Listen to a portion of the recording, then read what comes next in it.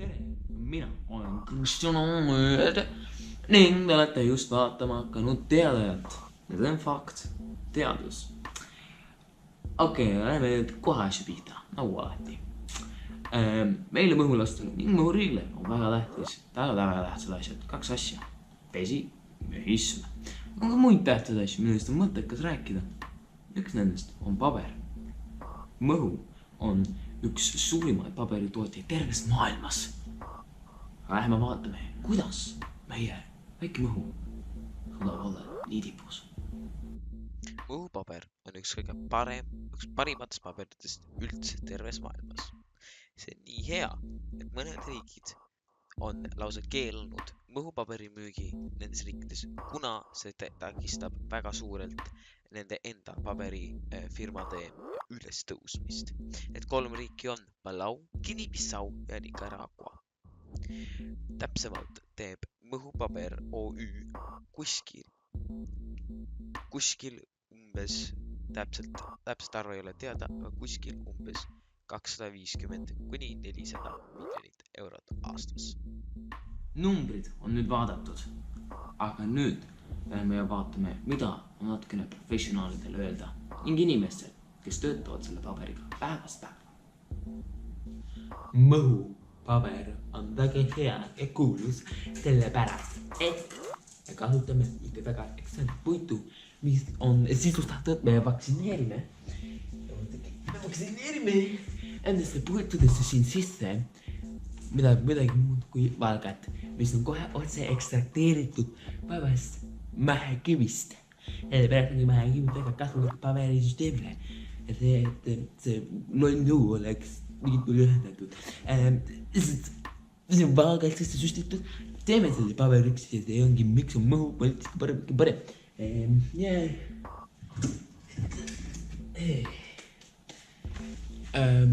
Kuidas täpselt see palga muudab seda paberit? On niimoodi, et palga muudab paberi palju tugevamaks, paremaks. Lihtsalt see põhimõtteliselt teeb, et paber on palju mõhulikum.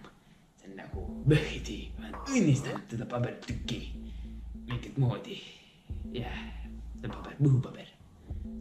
Ja palun õske.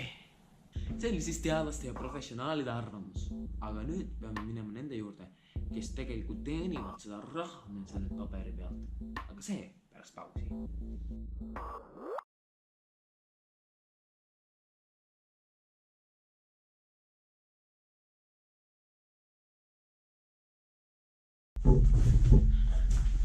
Meie teame, mida sinul kõige rohkem vaja on. Mudel prügikast. Osta, jää. Mudel prügikast, osta. Mudel prügikast. Kas teiega on midagi sellist juhtunud?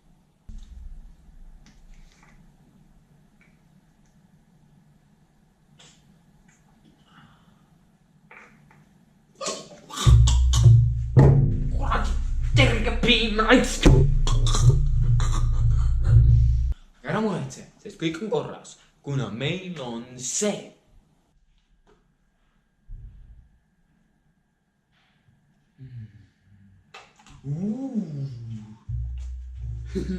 Farmipii. August, ära siis üle 15 minuti räägi. Ei, mul nii kaua ei lähe. Kallis valija, vali mind. Aga me üle ei läinud. Milline ilus päev.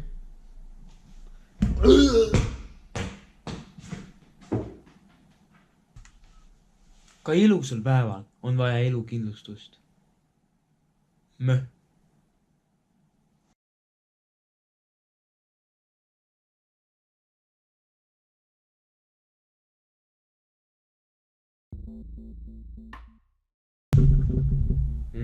Pausilt tagasi. Näe pausilt. Ning nüüd lähme firma omanike juurde.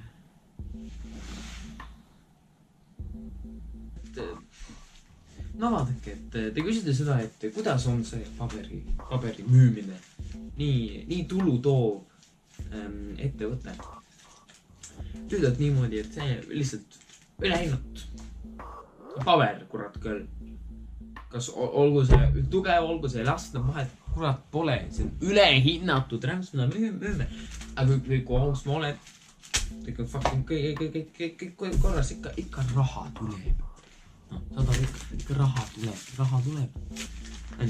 Ütlesin see, et enamus sellest paberist lähebki raha tegemiseks. No jah, see on loogiline. Aga ikkagi, me müüme, et saad raha, et teised inimesed maksaksid veel raha, et teha raha. Ja siis need inimesed, kes teevad raha, et müüda inimestel, kes päriselt teevad päris raha. No see on loogiline. See on mis teeb. Miks peaks muutuma? Ei peaks, ei tohiks. Ja kui see muutuks, ma ei saaks nii palju raha enam. Kui üks nendest postidest, kui üks nendest tõkkepuudest, millest ma just rääkisin, peaks kokku varisema, kõik kukuks kokku. Nii et palun. Sest laske meil lihtsalt müüa seda ülehinnatud jama. Keegi ei saa meie keelest, kui nii arvad, keegi ei tõlgi seda inglise keelt, kõik saaks aru. Teeme nii lase. Sest meil on seda raha. Pluss mõhu jääb oma samaks kuulsaks selle paberi. Ennast. Aga selles mõttes isegi mul väga pole vahet.